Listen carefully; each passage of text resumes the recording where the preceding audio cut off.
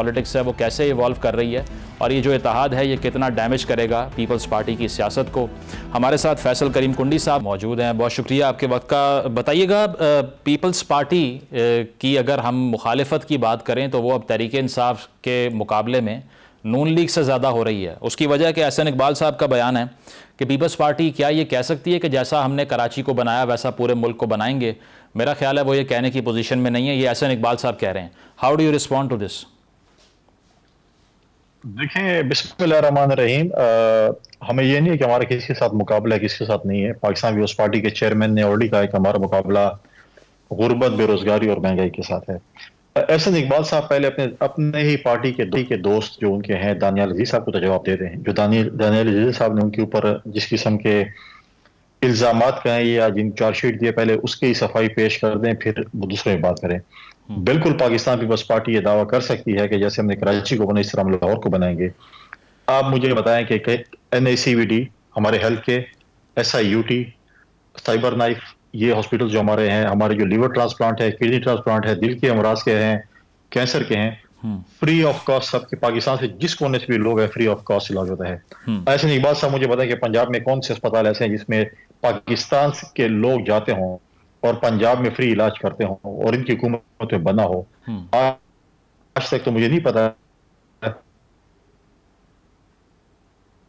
پنجاب سے بھی ہمارے بھائی اور بہن اور سندھ سے اپنے سے بھی جا رہے ہیں تو وہاں پر فری آف کاسٹ علاج ہو رہا ہے۔ کیا اقبال صاحب مجھے بتا سکتے ہیں کہ وہاں پر پنجاب میں کون سے ایسے ہاسپٹلز ہیں جس میں اس قسم کے امراض کی فری علاج ہوتا ہو؟ تھرکول میں آپ جابس کے حوالے سے دیکھیں، کچی آبادی میں جو ہم نے اس وقت مکانات بنا رہے ہیں خواتین کے لیے، 20 لاکھ کے لگ بھگ جو ہے مکانات بن رہے ہیں جس میں ملکانہ حقوق ان خواتین کو ملیں گے۔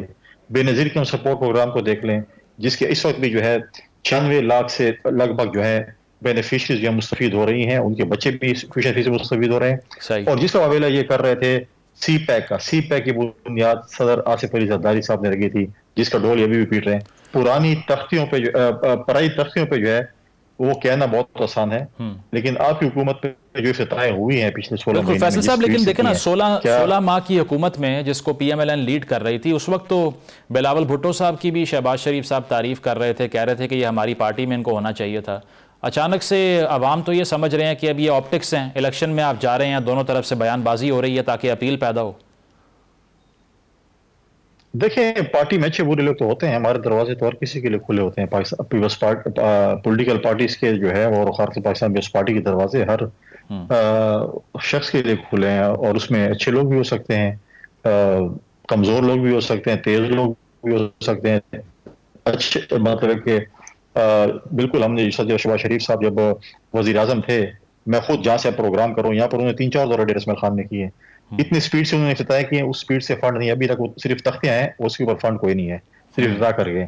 افتتاح کرنے سے، تختیاں لگانے سے جو نہیں، پہلے ایک زمانے میں ہوتا تھا جب پہ دیواروں پہ وال چاکنگ ہوتی تھی، اب تختیاں لگائی جاتی ہیں، تختیاں لگ گئی ہیں لیکن فنڈ کوئی نہیں۔ ہم نے کہا کہ جس سپیڈ سے انہوں نے افتتاحیں کی ہیں اس سپیڈ سے اگر فنڈ بھی دے دیتے تو علاقے میں ترقیاتی کام، اچھی بات ہے کہ ہمارے علاقے میں سندھ میں ہو، KP میں ہو، پنجاب میں ہو، بلوچستان میں ہو، جہاں پر بھی ترقیاتی کام ہو ہم اس کو سپورٹ کریں گے، لیکن صرف یہ نہ ہو کہ صرف تختیاں لگانے سے یا تختیاں اس سے جو ہے آپ جو ہے ترقی یافتہ کنڈی صاحب یہ بتائیے، پنجاب کے اندر جو پالیٹکس ہو رہی ہے، رانا ثناء اللہ صاحب بھی کہہ رہے ہیں کہ آپ پنجاب میں نون لیگ مخالف ووٹ لینا چاہ رہے ہیں، طلال چودھری صاحب نے یہ کہا ہے کہ بلاول بھٹو صاحب اپنا قد اونچا کرنے کے لیے نواز شریف پہ تنقید کرتے ہیں، ان کو کوئی مقابلہ ہی نہیں ہے نواز شریف سے۔